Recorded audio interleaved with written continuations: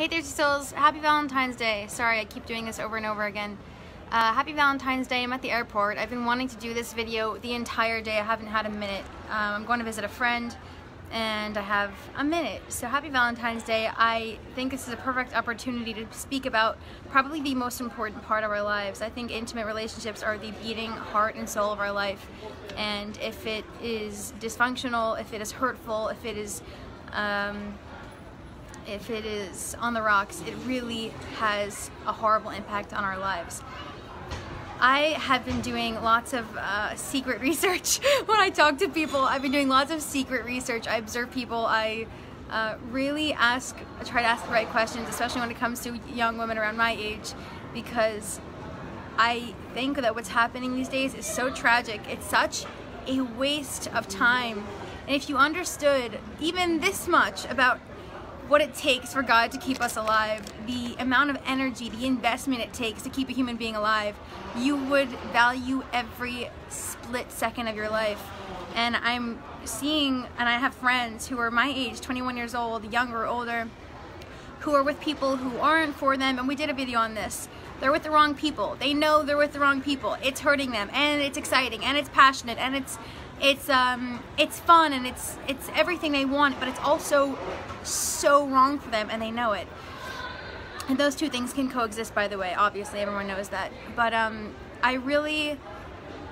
I've been asking lots of people questions about this, and people, a lot of people, majority of the people that I'm talking to are making the same mistake non-stop, over and over again. And even people who I've debated with this, or debated about this, or had heated arguments about this, even people in my family, they all think that I'm being extremist, and they all think that I'm being extreme. And I just want to get out this message about how Judaism views falling in love, how Judaism views dating, how Judaism, what God believes is healthy, what the Torah teaches is good for you.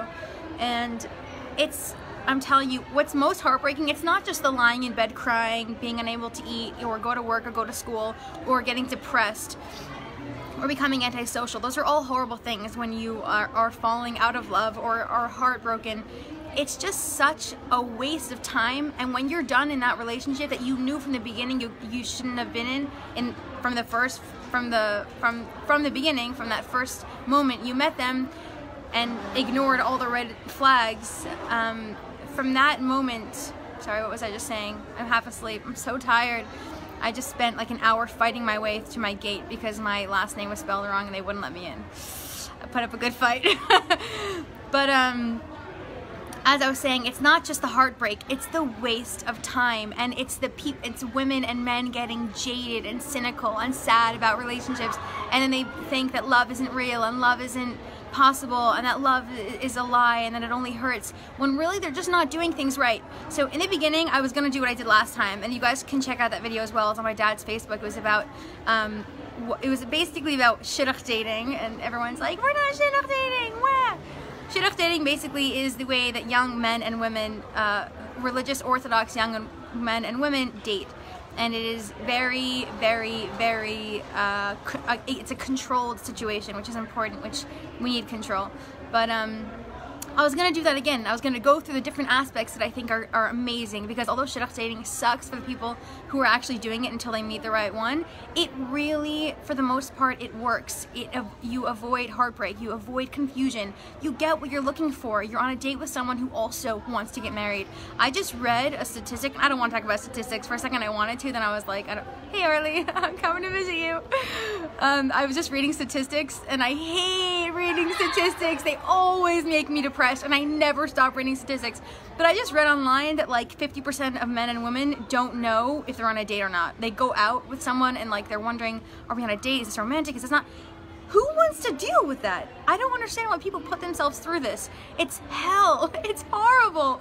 Why do you want to waste your time? And I keep thinking to myself, if only you knew what it meant to be alive, if only you let yourself marinate in Chassidus, in Torah, in Judaism, and you understood what it means to be alive, you wouldn't waste your time. You'd just get a move on and do the right thing. So I was going to do the whole like, and I just called my friend Orly. I was like, help me think about all the amazing things about shidduch dating. And it's really not so amazing. It sucks while you're in it.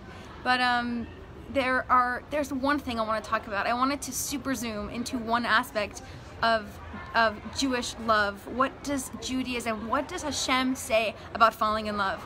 And by the way, falling in love, I don't even like using those words, and we're going to change that to growing in love. I feel like a middle school teacher. But something really, really important. There is something called Shomer Negia in Judaism. Shomer Negia means men and women do not touch at all, under any circumstances, never, not anywhere, until they're married.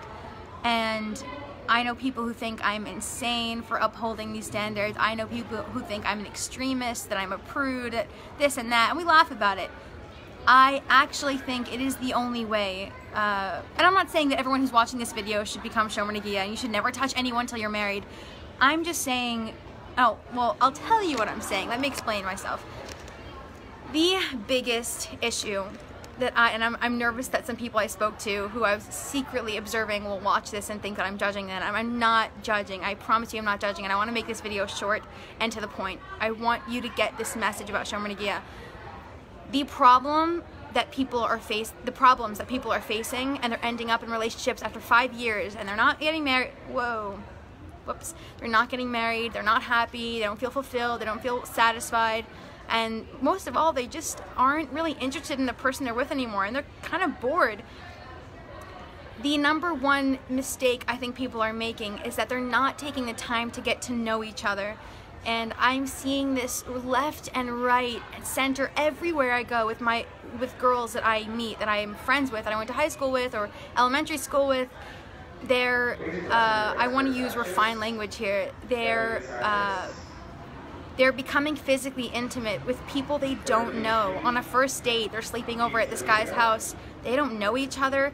And because they're doing this, they are now creating emotions that are meant to be felt a year into marriage or 6 months after dating. But they're feeling those premature, unhealthy, dysfunctional, chaotic emotions. It doesn't feel that way at first. After one night of being together, it's actually crazy. The second you touch someone, I'm telling you now, and you can say, no, it's not true, I can like express my sexuality, I can do what I want, I'm free, liberation, blah, blah, blah. I'm telling you now, you touch someone and your brain turns off. Your brain turns off.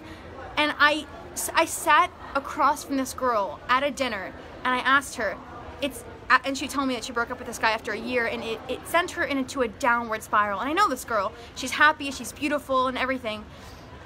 She's like sunshine, and she sat across from me like a shell of herself. It had been a year, and I said, why did you do it? Like, what happened? And she said exactly what I expected her to say, that they were going way too quickly. And there were red flags all along, and she, so eerie, she even said to me the first night she met him, she knew that he wasn't for her, but she couldn't, after crossing boundaries that should never be crossed on a first date, she could not control her heart anymore. And people lose control of their emotions and their brain turns off. And so fast forward 10 years, you're married to a person who's not for you. This happens all the time. You're married to someone who doesn't interest you, who's not compatible with you, who has a temperament that you don't like, and really that you're not really interested in. You don't have a lot in common.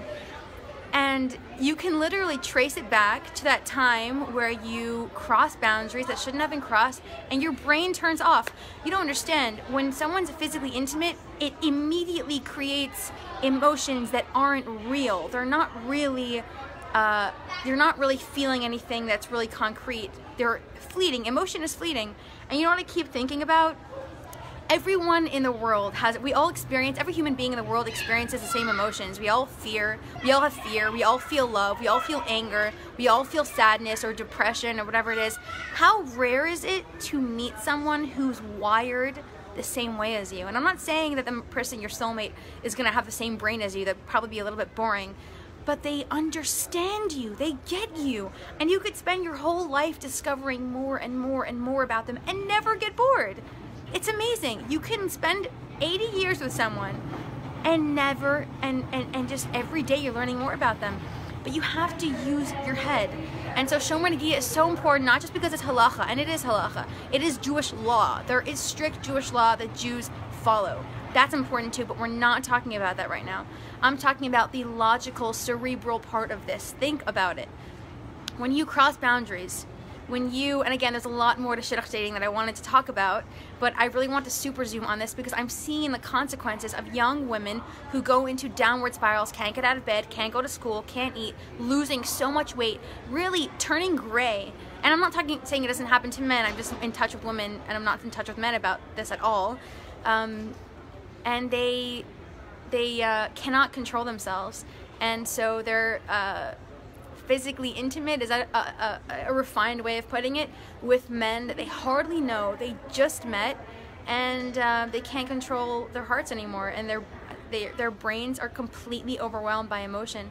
Their thoughts turn off and their hearts turn on, and there's no way to really stop the emotional waterfall. And it's really, really rough, and it really makes me sad because it's such a waste of time. It's such a waste of time. And I really wanted to really talk about that because Judaism believes in getting to know someone. So the way it works with us is like a cool club. It's really not cool at all. You sit across from someone, you go on a date, and it's painfully awkward because you don't know them and you've never met them before. It's really a blind date, but your parents do lots and lots of research, which is also important, but we're not going to talk about because this makes me so sad. So many girls go on dates with people, they have no clue who these guys are. No clue. There's no supervision. That's another thing to get. You know what? We're going to go into it. You need supervision. Your parents need to be in the know. Your siblings, your friends, people need to know who this guy is. Sorry, I'm addressing the women here. You need supervision. You need control of the situation. You should not be going out on 11-hour dates. There needs to be limits on the emotional capacity, on the emotional, what's it called? Meter? Barometer? What's it called? Barometer? The emotional barometer! God. I feel like an elementary teacher again. But it's really so important. Guys, the beauty in getting to know someone, and I really wanted to connect this to Chabad Hasidus because I'm finally understanding, the more I learn Tanya, the more I understand why Da'as is so important. Da'as is the most beautiful thing in the world. There's nothing more beautiful, more magical than getting to know someone, really getting to know them. Again, how many people feel love? Everyone feels love, but how many people on earth can really understand you? One! Just your soulmate can really live with you forever. They're the only ones. Sorry, my phone is... And I think it's the greatest gift from God that we can sit down and literally look, and the first date is nothing. Second date is whatever. Third date. Fourth date, you're really looking at this person and thinking, oh my gosh, I feel like I know so much about you. I think you're magnificent. And that's Das. It's this process of really knowing someone and that intimate understanding of another person. It's so rare, and you can look at this person and say, like, I know you more than anyone else in the world. I think that's really beautiful.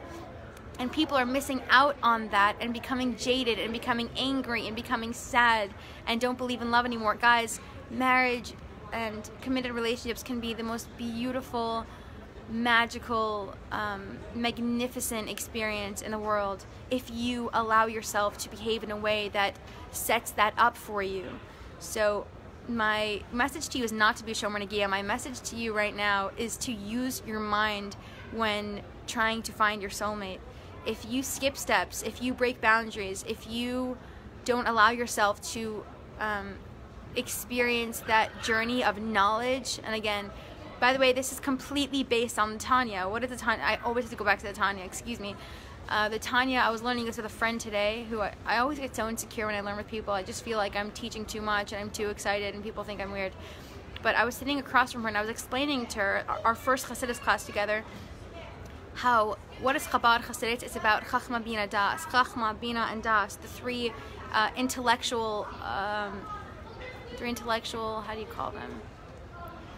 It's an intellectual process of getting to know God. How do you love God? You can't be commanded to feel an emotion. You have to get to know Him first.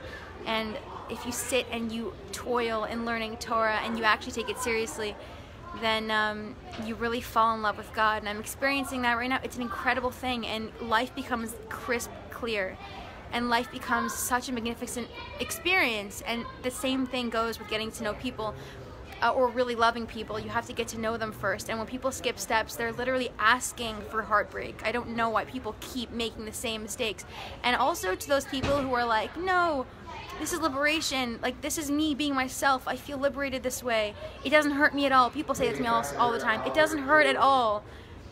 I don't buy it. I think that, and also I found a letter from the Lubavitcher Rebbe that I cannot, please someone help me find it, I cannot find it anywhere. There was a letter from the Lubavitcher Rebbe about sexuality and how it can be the most soul-destructing force when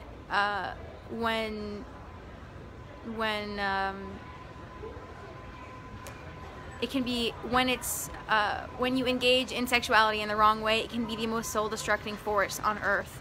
And that really connected to so many things that I've heard from so many people. And everyone who tells me, no, it's fine, I'm just having fun. Everyone always says, I'm just having fun, I'm just hanging out. I look at them and I'm like, why are you kidding yourself? Why are you lying to yourself? There's no such thing. I think it really chips away. Honestly, there are a few things in life that can really feel like they're chipping away at your very soul, and I think that's one of them. And it's so funny, when rabbis preach about this, or Rebbitzins preach about this, everyone's like, oh, okay, come on. I just saw an article where Justin Bieber said it in Vogue, and he was like talking about his struggles and how he really slept with a lot of people to heal like subterranean brokenness. Sorry for my language. I like having a refined mouth, but I don't know how else to say it. And then like the whole world was like, oh my gosh, marriage commitment. I was like, why when Justin Bieber says it, it's okay, but when I do, everyone's like, what are you talking about? That's a side point. But yeah, don't kid yourself. Don't lie to yourself. You should get to a point in life where you are unable to lie to yourself anymore, because it doesn't not hurt. I don't think it's ever healthy, and I think it always confuses people. So be a shomer negia. No, I'm kidding. That's not my message to you, is be a shomer negia. But I want you to see the beauty in it. I want you to understand that God's commandments, the Torah, really, it creates an infrastructure for health and happiness. There's logic behind it. And guys, one more lesson, you get what you're looking for in life. So if you're looking for something serious, you're gonna find it. If you're not, you're not gonna find something serious, you're not gonna find something fulfilling. So I wish you all the best, stay thirsty. And by the way, to those of you who want text-based classes, they're coming, I promise, they're coming. We're gonna be learning Chassidus, we're gonna be learning Maimarim and Sichos and the Parsha, Chumash, Navi, everything. I wanna learn everything with you guys. You don't know how excited I am. So stay thirsty, I'll see you in Mexico soon, God willing.